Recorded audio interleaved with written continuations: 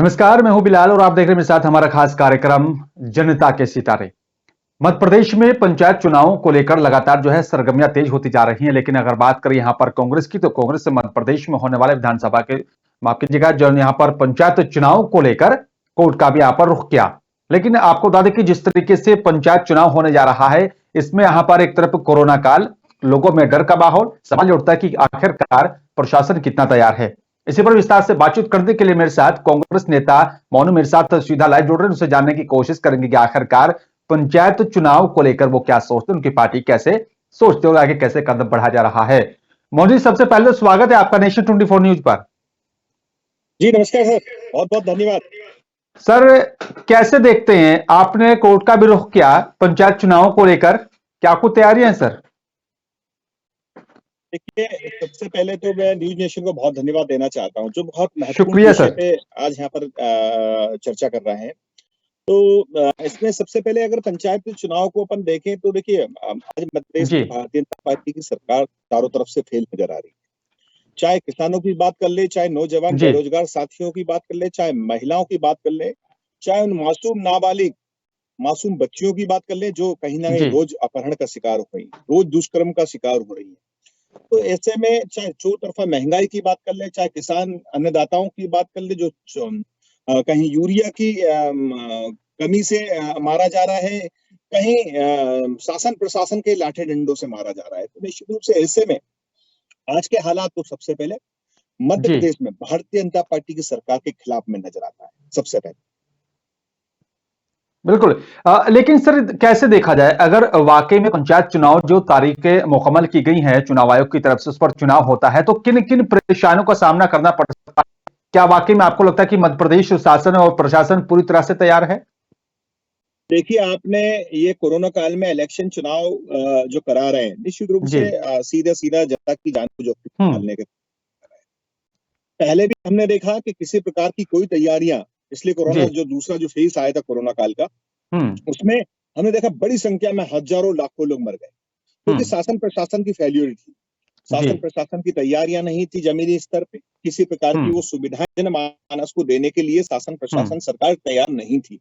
जो आज भी आपने देखा होगा हम्म। कि उन ऑक्सीजन प्लांटों की हम बात कर ले, जो ऑक्सीजन प्लांटों की सरकार ने घोषणा की थी सेकंड कोरोना काल में, लेकिन आज तक भी हम्म। वो ऑक्सीजन प्लांट तैयार नहीं हो पाए। हम्म। ऐसे में वो सारी सुविधाएं अस्पतालों में, स्वास्थ्य विभागों में आज तक नहीं दी गई जो जनता को देनी चाहिए। और फिर आपने यूपी चुनाव देखा होगा कि नदियों में किस प्रकार से रेत के नीचे शरीर जी को दफनाया गया, बॉडियों को दफनाया गया, और जी। हजारों लाखों की संख्या में उस शरीर को दफनाया गया था। वहां पे भी पंचायत चुनाव यूपी हम्म। में किए जा रहे थे उस समय। हम्म। निश्चित रूप से ऐसे ही दृश्य मुझे लगता है, अगर शासन प्रशासन ने मुस्तैदी काम नहीं किया, हम्म। जबकि तीसरी लहर है, तो ऐसे में जी। मुझे लगता है कि मध्य प्रदेश की जान जोखिम में डालने का काम सरकार करने जा रही है, हम्म। क्योंकि सरकार केवल सत्ता को पाने में लगी हुई, ना कि हम्म। मध्य प्रदेश की जनता को, उनको अधिकार दिलाने में, मध्य प्रदेश की जनता को उनको स्वास्थ्य सुविधाएं दिलाने में कहीं किसी हम्म। प्रकार का ध्यान भारतीय जनता पार्टी की सरकार का, शिवराज सिंह चौहान का ध्यान नहीं है। बिल्कुल। लेकिन मोनू सक्सेना जी, अगर बात यहां पर मध्य प्रदेश सरकार और प्रशासन की रणनीति की जाए, व्यवस्था की जाए, और अगर नंबर देने की बात आए, तो आप कितने नंबर देंगे राज्य सरकार को? क्या वाकई में सही साबित हो रही है सरकार की व्यवस्था? देखिए, आज मध्य प्रदेश में भारतीय जनता पार्टी की सरकार विगत 17-18 सालों से हम लोग देख रहे हैं। आज आज एक पर्दा हटा करके, कांग्रेस का जी। नजरिया हटा करके भी अगर मैं हम्म। एक जिम्मेदार नागरिक की तरह, मध्य प्रदेश के जी। जिम्मेदार नागरिक की तरह बात करूं, तो मैं ये हम्म। बताना चाहता हूं कि किसी प्रकार की कोई व्यवस्था मध्य प्रदेश में लागू नहीं हम्म। की। आप देखेंगे कि कोरोना काल की वजह से, नोटबंदी की वजह से, महंगाई की वजह से, जीएसटी की वजह से पहले तो एक हम्म। आम आदमी, मध्यम वर्गीय परिवार की पेट पे लात हुई है। जी। धंधे, व्यापार, व्यवसाय चल नहीं पा रहे, नौकरियों हम्म। से हजारों लाखों की संख्या में नौजवान साथी हाथ धो बैठे हैं। ऐसे में जी। महंगाई आसमान छू हम्म। रही है। तो मुझे लगता है कि जहां मध्य प्रदेश की जनता को सबसे पहले जनहितों को ध्यान में रखते हुए बहुत सारे जी। रोजगार के आयाम मध्य प्रदेश की सरकार को खड़े करने चाहिए। हम्म। और चाहे जो एनसीआरबी के आंकड़ा देख ले, तो मध्य प्रदेश में एनसीआरबी का जो आंकड़ा दिखाई देगा, वो जी। आपको बहुत बढ़ता हुआ नजर आएगा। मध्य प्रदेश देश में सबसे ज्यादा क्राइम अगर कहीं हो रहा है तो मध्य प्रदेश में। हम्म। तो हम्म। ऐसे में मध्य प्रदेश की सरकार को, जो भारतीय जनता पार्टी की सरकार है, वो लंबे समय से जी। काबिज है मध्य प्रदेश में। ऐसे में सबसे पहले जनहितों को ध्यान में रखना चाहिए, नौजवान साथियों को रोजगार को ध्यान में रखना चाहिए और नौजवान एक अच्छी बेहतर शिक्षा मिल सके उसके लिए काम करना चाहिए। और सबसे पहले जो आज पूरे देश में और पूरे विश्व में एक बड़ा संकट आया हुआ है कोरोना का, उसको ध्यान में रखते हुए अच्छी स्वास्थ्य सुविधाएं मिलनी चाहिए। उस और मध्य प्रदेश की सरकार का ध्यान ना होकर के केवल ये इवेंट के काम में लगे रहते हैं। मध्य प्रदेश की गाड़ी कमाई, जो जनता की गाड़ी कमाई, उसको दोनों हाथों से लुटा करके टेंट और खाने में वेस्टेज कर रहे हैं। तो वही ये बड़ी बीमारियों को बुलावा देने का काम मध्य प्रदेश की सरकार करती है। अभी आप देखा होगा कि इन्होंने एक इवेंट किया था बीएचएल में, जम्बूरी मैदान पे, उसमें हजारों लाखों की संख्या में लोग लाने की बात की और उसी एक बड़ी बीमारी को उन्हें आमंत्रण दिया। तो ऐसे में उन सुविधाओं का, उन सावधानियों का सरकार को ध्यान रखना चाहिए, ना कि जनता पर वो सावधानियां और वो जिम्मेदारियां थोपने का काम सरकार को करना चाहिए। हाँ बिल्कुल। लेकिन मोनू सक्सेना जी, जिस तरीके से देखा जाए तो जो है पंचायत चुनाव बहुत छोटा चुनाव होता है, लेकिन इसमें छोटे स्थानीय मुद्दे होते हैं, लेकिन कहीं ना कहीं सरकार की योजनाओं से भी प्रभावित होता है ये चुनाव। क्या लगता है आपको, किन किन जो है परिस्थितियों से प्रभावित हो सकता है और किन किन मुद्दों को लेकर सरकार को इसका खामियाजा भी भुगतना पड़ सकता है, क्योंकि जिस तरीके से कोरोना काल में व्यवस्था चरमरा रही थी? देखिए, निश्चित रूप से न्यूज नेशन आज बहुत महत्वपूर्ण विषय पे चर्चा कर रहा है, तो मैं बहुत सारी बधाइयां, शुभकामनाएं देना चाहता हूं मध्य प्रदेश के नौजवान साथियों और युवाओं की ओर से, जो इस महत्वपूर्ण विषय पे चर्चा करा करके हम नौजवान साथियों के भविष्य को कहीं ना कहीं एक मध्य प्रदेश की सरकार तक बात पहुंचाने की कोशिश कर रहा है। जी।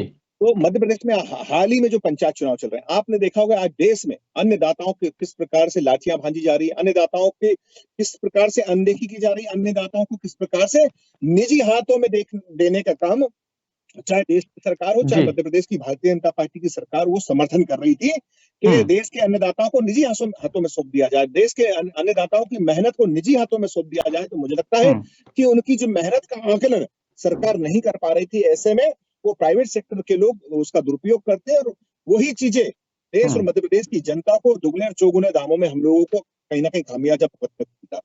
जब बॉर्डर पे लाखों किसान इकट्ठा हुए और उन्होंने आंदोलन किया, एक बहुत बड़ा आंदोलन, देश का आंदोलन खड़ा हुआ, तो उसी से जुड़ा हुआ है, क्योंकि जब पंचायतों के चुनाव जो होते हैं सीधे किसानों से संबंधित होते हैं। वहां हमारा किसान अन्नदाता भाई रहता है, जो 24 घंटे मेहनत कर करके देश की जनता को 2 वक्त का निवाला देने की कोशिश करता है और एक एक साफ सुथरा वो अनाज जो आज देश की आवश्यकता बन चुकी है। तो मुझे लगता है कि ऐसे में जहां हम यूरिया की बात करें, आपने देखा होगा यूरिया की कालाबाजारी भारतीय जनता पार्टी के लोगों ने बढ़ करके दी, यूरिया की कालाबाजारी हुई थी। ऐसे में अनेकों जिलों में आपने देखा होगा कि अन्नदाता रोडों पर आ गए, थाने का घेराव किया, कलेक्ट्रेट का घेराव किया, सोसाइटियों का घेराव किया और उन कहीं ना कहीं लाठी डंडों का सामना करना पड़ा, उन पे अनेकों प्रकार के केस लाद दिए गए। आज आप देखेंगे कि भारतीय जनता पार्टी की सरकार ने आज से 1 वर्ष पिछले कोरोना काल में घोषणा की थी कि बिजली के बिल वसूल नहीं किए जाएंगे, लेकिन आप देखेंगे कि 15 दिन से घर घर पे जिला पंचायतों की बात कर ले, चाहे शहरी क्षेत्रों की बात कर ले, चाहे झुग्गी क्षेत्रों की बात कर ले, वहां पर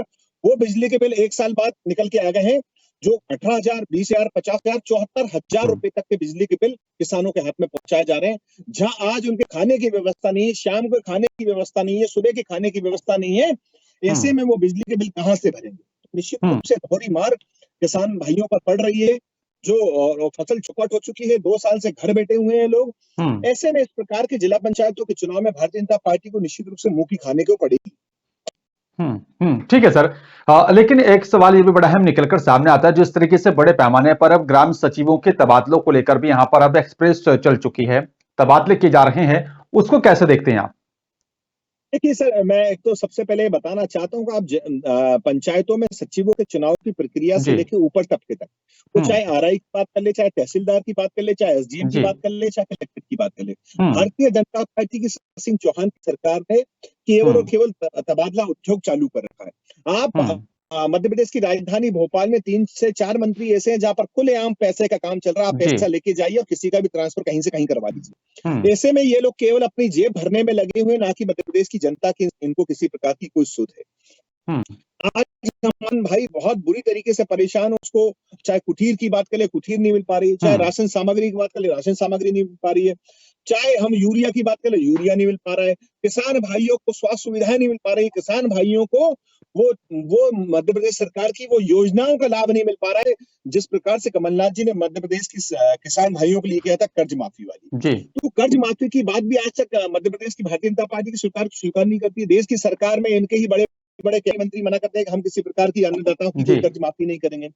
मुझे लगता है कि ऐसे में अन्नदाताओं को संरक्षण नहीं दिया गया सरकारों द्वारा, तो आने वाले भविष्य में देश की जनता को दूरगामी परिणाम और दुष्परिणाम मध्य प्रदेश देश की जनता को और सरकारों को भुगतने को मिलेगा।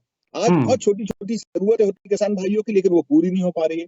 केवल भारतीय जनता पार्टी की सरकार के मुखिया शिवराज सिंह चौहान आज कहीं ना कहीं, चाहे अभी हाल ही में बनारस से आए नरेंद्र मोदी जी से बड़ी ताकत एनर्जी लेके 2 दिन से लगे हुए हैं सक्रियता के साथ कि मध्य प्रदेश में सारी योजनाओं का क्रियान्वयन ताकत से किया जाएगा, अच्छी रोड दी जाएंगी, अच्छी स्वास्थ्य सुविधाएं दी जाएंगी, अच्छी शिक्षा दी जाएंगी। लेकिन 7 साल से मध्य प्रदेश की सरकार कर क्या रही है, जो आज ये बातें कर रही है कि अच्छी सुविधाएं दी जाएंगी। ऐसे में तो 17 साल में तो अगर बात करें तो यह चिड़िया मध्य प्रदेश बन सकता था, लेकिन केवल और केवल अपनी जेब भरने के अलावा इन भारतीय जनता पार्टी के नेताओं ने, इनके दलालों ने इसके अलावा कुछ नहीं किया। आज अमीर अमीर बनता जा रहा है और गरीब गरीब बनता जा रहा है। ऐसे में मुख्यमंत्री शिवराज सिंह चौहान जब बात किया करते थे कि हमारी वाशिंगटन से भी अच्छी, यूएस से भी अच्छी सड़कें हैं, आज सड़कों पे देख लीजिए कि आपको दुनिया भर की बीमारियां हो गई हैं, पता नहीं कौन कौन सी बीमारियां लग गई हैं। हम अपने वाहनों में चल के आते हैं तो गड्ढे ही गड्ढे नजर आते हैं, रोडों तो नजर आते ही नहीं है। केवल वीवीआईपी रोडों की बात कर ले, अगर नरेंद्र मोदी जी बीएचईएल में आए तो उन्होंने 10-12 रोड बना दिए, बाकी भोपाल राजधानी मध्य प्रदेश की राजधानी भोपाल के सारे रोड खुदे हुए, जगह जगह गड्ढे पड़े हुए, जगह जगह दुर्घटनाएं हो रही हैं। रोज कम से कम 5 से 10-12 लोग मध्य प्रदेश की राजधानी भोपाल में सड़क दुर्घटनाओं में मर रहे हैं। इसका जिम्मेदार बिल्कुल मोनू सक्सेना जी की जनता मनन करना चाहिए, ना कि झूठी हवाई लूटने का काम भारतीय जनता पार्टी की सरकार को, शिवराज सिंह चौहान को करना चाहिए। बिल्कुल मोनू सक्सेना जी, जनता जनार्दन होती है और देखना होगा कि पंचायत चुनाव में भी यहाँ पर जनता किस तरीके से अपना मत का इस्तेमाल करेगी, क्योंकि जनता भी अब समझदार हो चुकी है। सरकार की जो योजनाएं हैं क्या वाकई में प्रभावित साबित हो रही, क्या वाकई में जन तक पहुंच रही हैं, उन आधार पर भी जो है जनता अपना मत का इस्तेमाल करेगी। शुक्रिया आपका मोनू सक्सेना जी, आपने अपना कीमती वक्त निकाला विस्तार से बातचीत करने के लिए। लेकिन आपको बता दें कि मध्य प्रदेश में जो चुनाव होने जा रहा है, पंचायत चुनाव को लेकर किस तरीके से प्रशासन की तैयारियां अब की जा रही हैं, क्योंकि कोरोना काल में लोगों को काफी परेशानियों का सामना करना पड़ा। अब सवाल यह उठता है कि आखिरकार इस पूरे पंचायत चुनाव में यहां पर किन मुद्दों के आधार पर चुनाव होगा, किस तरह से अपने सरपंच को यहां पर जनता चुनेगी। फिलहाल मेरे साथ सिर्फ इतना ही। नमस्कार।